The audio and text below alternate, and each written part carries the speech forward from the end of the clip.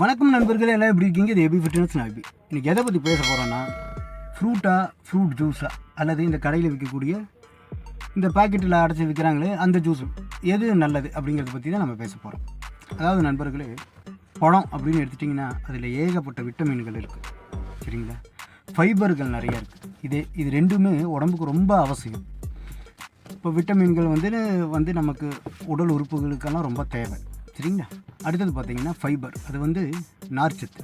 இது என்ன பண்ணுன்னா சர்க்கரையின் அளவை குறைக்கிறதுக்கும் உடல் எடையை குறைக்கிறதுக்கும் பசியின்மையை போக்குறதுக்கும் இந்த மாதிரியெல்லாம் நிறையா உதவி செய்து இந்த ஃபைபர், சரிங்களா?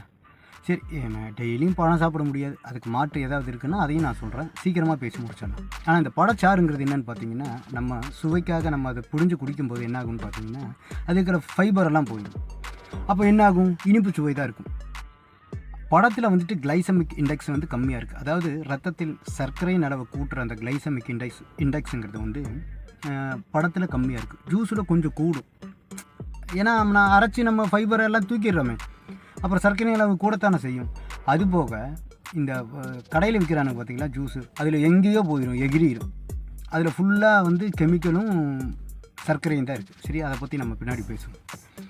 அப்போது நீங்கள் ஒரு ஆரஞ்சு சாப்பிட்றீங்க அப்படின்னா அந்த ரொம்ப நல்லது. ஆனால் நீங்கள் 4 ஆரஞ்சு போட்டு நீங்கள் ஒரு ஜூஸ் குடிக்கிறீங்கன்னு வைங்களேன், அந்த 4 ஆரஞ்சு போட்டு ஜூஸ் குடிக்கிறதுக்கும் நீங்கள் சாப்பிட்ற அந்த ஒரு ஆரஞ்சும் ரெண்டும் ஒன்று தான். அப்போது 4 ஆரஞ்சோட அந்த நியூட்ரிஷன் சாறு பிழிஞ்சு குடிக்கிறதுக்கும் இந்த ஒரு ஆரஞ்சு சாப்பிட்டுட்டு போயிடலாமே, இல்லையா? அப்போ பார்த்துக்குங்க எவ்வளோ வித்தியாசம் வருதுன்னு பாருங்கள். அப்போ நமக்கு பழமாக சாப்பிட்றது தான் நல்லது. ஏன்னா அதில் அதிகப்படியான நார்ச்சத்துக்கள் இருக்குது. சரி, பழச்சாறுங்கிறது தவிர்க்க முடியாத ஒரு சூழ்நிலையில் குடிக்கலாம். அதுவும் நீங்கள் வீட்டில் போட்டு குடிச்சிங்கன்னா ரொம்ப நல்லது. கடையில் போய் குடிக்கிறீங்கன்னு வச்சுக்கோமே, கடையில் குடிச்சிங்கன்னா சர்க்கரை போடாமல் கேளுங்க, சரிங்களா? அவன் எட்டி பார்த்தோம்னா இவ்வளோ பெரிய சில்வர் அந்த டின்னில் சர்க்கரையை வச்சுருக்கிறான், எடுத்து கரண்டியாக போட்டு மிக்சியில் அடித்து கொடுக்குறான் நமக்கு. அப்படி குடிக்கும்போது என்ன ஆகுன்னு பார்த்தீங்கன்னா, நம்ம ஹெல்தின்னு குடிக்கிற அந்த ஃப்ரூட் ஜூஸில் அந்த சர்க்கரையை போட்டு இந்த கெமிக்கலை கலக்கிறதுனால அந்த ஒரிஜினல் நியூட்ரிஷன் எல்லாம் போயிடும், வேஸ்ட்டு தான்.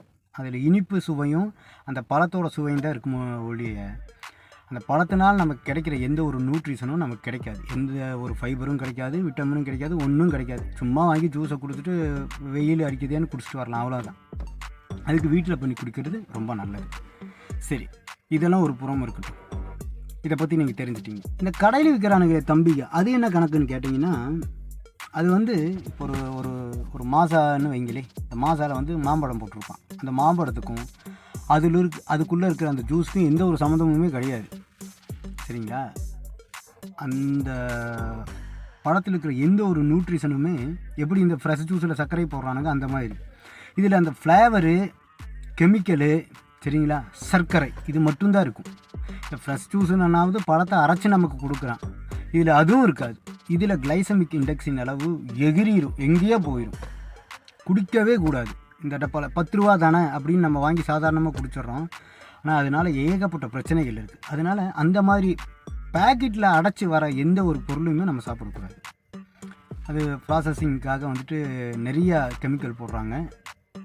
அந்த ஜூஸ்லாம் திருப்பி பாருங்களேன், கார்போஹைட்ரேட்டுன்னு எழுதியிருப்போம். நீராகாரத்தில் எங்கேப்பா கார்போஹைட்ரேட்டுனா அதுக்கு பதிலாக தான் அந்த மால்டோடெக்ஸ்ட்ரினுங்கிறது அதில் சேர்க்குறாங்க. அதை பற்றி நான் வீடியோ போட்டிருக்கேன். அதனால் இந்த பேக்கெட்டில் அடைச்சி விற்கிற எந்த ஜூஸுமே நம்மளும் குடிக்கக்கூடாது, குழந்தைகளுக்கும் வாங்கி கொடுக்கக்கூடாது. என்றைக்காவது ஒரு நாள் வாங்கி குடிக்கிறோன்னா அது வேறு. தொடர்ந்து டெய்லியும் ஒவ்வொரு ஜூஸ் வாங்கி கொடுப்பாங்க. இந்த குழந்தைகளுக்கெல்லாம் இப்போல்லாம் ஒரு ஃபேஷன் ஆகிடுச்சு.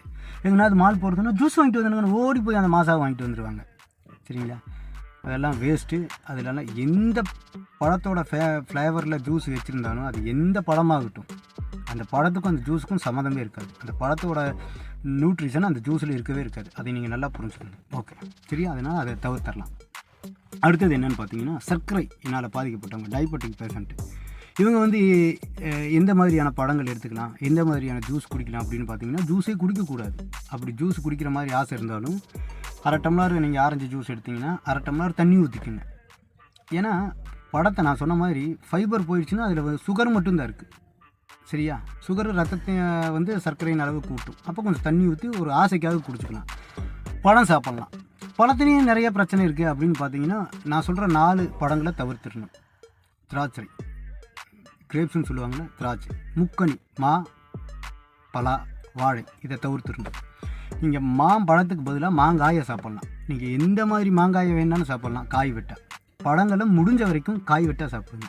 பழத்தை ரொம்ப கனிஞ்ச பழங்களை சாப்பிடக்கூடாது. ஏன்னா காயாக இருக்கும்போது இருக்கிற அந்த இனிப்பு சுவையும் பழுத்து போகும்போது இருக்கிற இனிப்பு சுவையும் ஜாஸ்தி. கிளைசமிக் இண்டெக்ஸின் அளவு கூடும் கனிஞ்ச பழங்களில். பழமெல்லாம் வந்து பழத்தை நம்ம காய் விட்டால் சாப்பிட முடியாது. இன்றைக்காவது ஒரு ஆசைக்கு ஒரு பூம்பழம் வாங்கி சாப்பிட்டோமா, ரைட்டு, அதோடு விட்டுடலாம். சரி, அடிக்கடி வாழைப்பழங்களை சாப்பிட்றது தவிர்த்துடணும். சர்க்கரை நோயாளிகள், அதுவும் நீண்ட காலமாக சர்க்கரையில் இருக்காங்க பார்த்தீங்களா, அவங்களாம் ரொம்ப தவிர்த்துடணும். சரிங்களா? அப்போ வந்து காய் விட்டால் சாப்பிடணும். அதில் ரொம்ப முக்கியமான பழம் என்னென்னு பார்த்தீங்கன்னா கொய்யாக்காய். சரிங்களா? நாவல் பழம்னு சொல்லுவாங்க. இதையெல்லாம் வந்து சர்க்கரை நோயாளிகள் தாராளமாக சாப்பிட்லாம், எந்த பிரச்சனையும் இல்லை. ஆனால் கொய்யா காயாக சாப்பிட்ணும், கொய்யா பழமாக சாப்பிடக்கூடாது. அதனால் நீங்கள் எந்த விதமான பழங்கள் சாப்பிட்டாலும் காய் விட்டால் சாப்பிடுங்க. அது உடல் ஆரோக்கியத்துக்கு, சர்க்கரை நோயாளிக்கு ரொம்ப நல்லது. அதில் ஃபைபர் நிறையா இருக்குது. சரியா? உடல் எடை குறைக்கிறதுக்கும் சர்க்கரையின் அளவு குறைக்கிறதுக்கும் இந்த ஃபைபர் வந்து நமக்கு உபயோகப்படுது. சரிங்களா? மற்றபடி இந்த பழங்களை வந்துட்டு நம்ம வந்துட்டு இந்த சலாடுன்னு சொல்லுவாங்கள்ல, அந்த மாதிரி நம்ம ப்ரெட்டில் இதில் வேணாலும் வச்சு சாப்பிட்லாம். மிக்ஸ் ஃப்ரூட்டாக சாப்பிட்லாம். சரிங்களா? குழந்தைங்களுக்கு மிக்ஸ் ஃப்ரூட் போட்டு கொடுக்கலாம். அதில் சர்க்கரையை போட்டுறக்கூடாது. மிக்ஸ் ஃப்ரூட் பண்ணி குழந்தைங்களுக்கு கொடுக்கலாம். சரிங்களா? அந்த நல்லது தான், உடம்புக்கு நல்லது தான். அதனால் பழம் விட பழச்சாறு விட பழம் தான் பெஸ்ட். சரிங்களா? இந்த கடையில் விற்கிற ஜூஸை பற்றி குடிச்சிடாதீங்க. அந்த வீடியோ கிடச்சிச்சின்னா நான் இதுலேயே நான் போடுறேன், எப்படி அந்த வந்து இந்த கடையில் விற்கிற ஜூஸ் எல்லாம் தயாரி பண்ணுறாங்கன்னு நீங்கள் பாருங்கள். அதை பார்த்துட்டு தயவுசெய்து அதெல்லாம் வாங்கி குடிக்காதீங்க. அடுத்ததாக என்னென்னு பார்த்தீங்கன்னா, இந்த பழத்துக்கு இணையாக நம்ம என்ன சாப்பிட்லாம் அப்படின்னு பார்த்தீங்கன்னா, மல்டி விட்டமின்களை சாப்பிட்லாம். சரிங்களா? ரொம்ப அவசியம். நம்ம முடிக்கு, கண்ணுக்கு, நெகத்துக்கு, உடல் உறுப்புகளுக்கு. சரியா? இதுக்கெல்லாம் மல்டி விட்டமின், அதாவது வந்து ரொம்ப நல்லது. விட்டமின்களே நல்லது. இந்த சப்ளிமெண்ட்டில் கிடைக்கிறதெல்லாம் மல்டி விட்டமின்னு சொல்லுவாங்க. அது வந்து ஜிம்முக்கு போகிறவங்க நிறைய எடுத்துக்குவாங்க. ஏன்னா அவங்களுக்கு வந்துட்டு பயிற்சி பண்ணுறதுனால உடம்புக்கு ரொம்ப அவசியம், தேவை. சரியா? எசென்சியல்னு சொல்லுவாங்களே, அத்தியாவசியமாக அது தேவை. அதனால் வந்துட்டு மல்டி விட்டமின் அவங்க சாப்பிடுவாங்க. சில கடைகள்லாம் தரமானதாக இருக்குது. இப்போ இந்த ஹெல்த் கார்ட்டில் நீங்கள் எந்த ஒரு ப்ராடக்ட் வாங்கினாலும் அது நல்லாயிருக்கும், ஒரிஜினலாக இருக்கும். நீங்கள் அதில் வாங்கி சாப்பிட்லாம். சரிங்களா? 600-700 ரூபாயிலிருந்து இருக்குது, 500 ரூபாயிலிருந்தே மல்டி விட்டமின்ஸ் இருக்குது. அதில் என்னென்ன ஃப்ரூட்டோ அதெல்லாம் போட்டிருப்பாங்க. அதெல்லாம் லேப் டெஸ்ட்டு தான், ஒரிஜினல் தான். நீங்கள் அதை ஜிம்முக்கு போகிறவங்க தாராளமாக வாங்கி சாப்பிட்லாம். இல்லை அப்படிங்கிறவங்க மற்ற சாதாரண மக்கள், அவங்க போய் டாக்டரை பார்த்து டாக்டர்கிட்டேருந்து நம்ம எழுதி வாங்கி சாப்பிட்லாம்.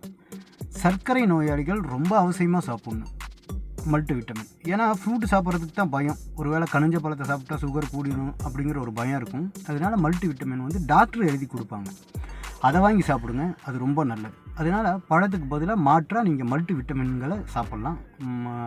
கடைகள்லாம் கிடைக்கும் அது. சரிங்களா? ஜிம்முக்கு போகிறவங்கன்னா தாராளமாக வாங்கிக்குவாங்க. அவங்க சப்ளிமெண்ட் கடையிலே வாங்கிக்குவாங்க. டாக்டருடைய பரிந்துரையின் பேரில் நீங்கள் வாங்கி சாப்பிடுங்க. அது ரொம்ப நல்லது. சரிங்களா? இந்த வீடியோ பிடிச்சா லைக் பண்ணுங்கள், சப்ஸ்கிரைப் பண்ணுங்கள் நண்பர்களே. நன்றி.